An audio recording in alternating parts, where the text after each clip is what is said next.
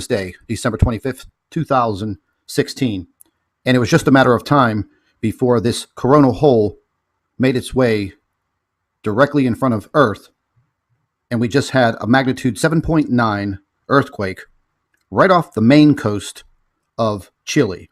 Now, as you can see right here, they had several quakes all within a matter of minutes. A 7.9, a 7.7, and another 7.7. Now, this is not a very inhabited area, but approximately 35,000 people felt this earthquake, and we do have some testimonials that were written on the USGS site. And as far as the earthquake, I'm going to roll down here, and there's approximately 11 cities or towns or villages in the area that you could see right here where my cursor is. It gives you the population, 22,000, 13,000. But as far as the really severe shaking, you can see here X, extreme, 0, meaning the population. There's no people living in this area. And I'm going to actually show you the epicenter of this earthquake. Now, there are approximately 35,000 people that do live in an area where they did feel very, very strong shaking. As far as a tsunami warning, because this earthquake did occur, the epicenter was just onshore from the ocean. And once again, like I said, I'm going to take you right to Google Earth, and we're going to punch in the coordinates, and we're going to take ourselves right to the epicenter. But as of right now, this measured at a magnitude 7.7, and there is no tsunami warning so far. Now, as far as some of the testimonials, naturally these are written in Spanish, but the quick translation is small shaking at the beginning, then a large swing to end with circular motion, very long, caused dizziness. Well, I'm sure that definitely would. Another testimonial, things were moving in the home. We felt it in, I'm not even going to attempt to repeat that region of Chile because I don't want to massacre their name. The next testimonial was soft, low frequency, but long movements from north to south. And we'll go down to one more testimonial, and it simply says circular movements and hard for many seconds. So they did have a pretty good earthquake. Let's take a look at the SDO satellite. This is, I believe this is the last 48 hours showing the large coronal hole right here. And it should be turning directly towards Earth. So I would say over the next 72 hours, we are really going to have to watch for larger earthquakes, especially in the Ring of Fire, the South Pacific area. And that stretches all the way up to Russia, all the way down to New Zealand. And they've been having some pretty good earthquakes over the past week.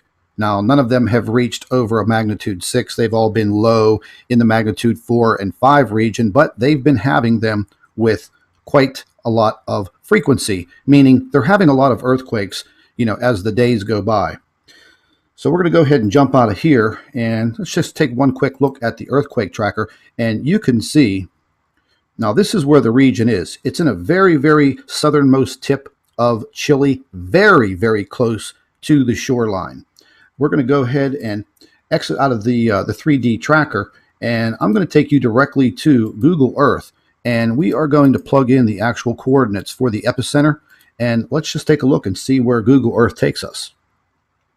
Now, I know this area is not that inhabited, and as you can see, it is basically right off of the coastline, literally just maybe a few hundred yards onshore. So we're going to go ahead and pan back, and I'll show you that this area is really not that inhabited.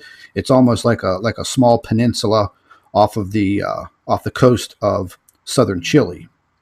So as we pan back, you can see it's not a very heavily populated area. There are some mountain ranges here in southern Italy. But let's take a look at this part of the ocean right here. You could literally see these fractures, these fissures, all through the ocean here. And as I've listened to Dutch synths for quite a while relating to these earthquakes, that energy from all the way over on the other side of the world, and let's just spin the Earth on its correct axis here. These earthquakes that are occurring over in the South Pacific region, all along here, they are literally going to travel all the way across the Pacific Ocean. And when I mean they, I'm referring to the actual energy. And sure enough, I've been saying for the last few weeks that the whole entire western coast of South America should be on high alert for these earthquakes. Now, since we are passing in front of this coronal hole over the next several days, this area of South America, and there has also been a lot of increased earthquake activity all along this ridge in Mexico. And I did show the other day, whenever me and Steve Olson were doing a live broadcast, I did show the amount of earthquakes that are occurring in Mexico, but they're not being reported by the USGS. They're only being reported by the European agencies and the seismology office in Mexico. So we'll go ahead and exit out of that, and I'll show you real quick what is actually going on in Mexico, and it's quite startling. Now, this map right here, this shows you right here where my cursor is. These are all earthquakes in the past 2 days. And as you pan down, you can see magnitude 3.2, 3.5, 3.7, 3.8, and the list goes on and on and on. And as we move back to the earthquake tracker for the map, I mean, you can clearly see this is the South Pacific region. And over the past 24 hours, right at the tip of the Aleutian Islands in Alaska, magnitude 4.4. The Kuril Islands, magnitude 4.7, a 4.6. Right off the coast of Japan, a 4.3. The Philippines, a 4.6. And right here in China, this is a rarity to see China report an earthquake, but a magnitude 4.9. Now, this is the big quake down here in Chile. Now, these are stacked on top of each other because we are panned out. But just recently, 85 minutes ago, magnitude 5.4 in northern Chile. And then close to central Chile, a magnitude 4.3. So I believe probably over the next 48 hours, possibly the next 72 hours, the earthquake activity in these zones, it's definitely going to increase. There's no doubt about it. We have one earthquake here that just came off about 33 minutes ago in Alaska. But as you can clearly see, there's a lot of earthquake activity in the state of California. And this is actually more than normal because the earthquakes usually here, they're these small microquakes, magnitude 1 or less, but they are increasing in magnitude, as you can clearly see here, a magnitude 2.48. And they're just little swarms of earthquakes from the border of Mexico and Southern California, straight up, all the way leading up past San Francisco. And there's a few over here right next to the Nevada border.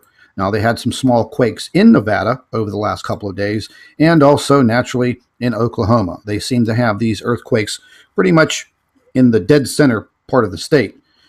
Now, this is updating, so let's see what has actually occurred. Now, something that's kind of strange and unusual, a small magnitude 2 earthquake in Tennessee.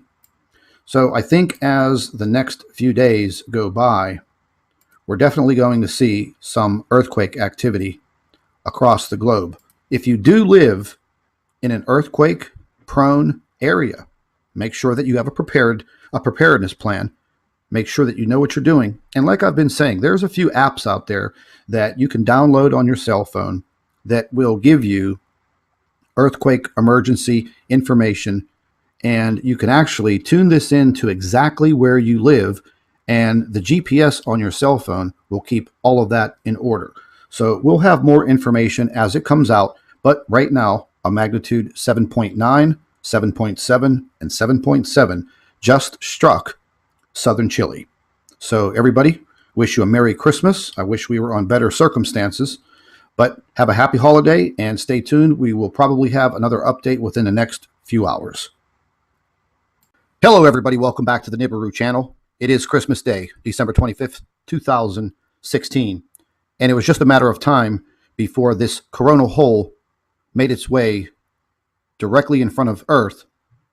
And we just had a magnitude 7.9 earthquake right off the main coast of Chile. Now, as you can see right here, they had several quakes all within a matter of minutes.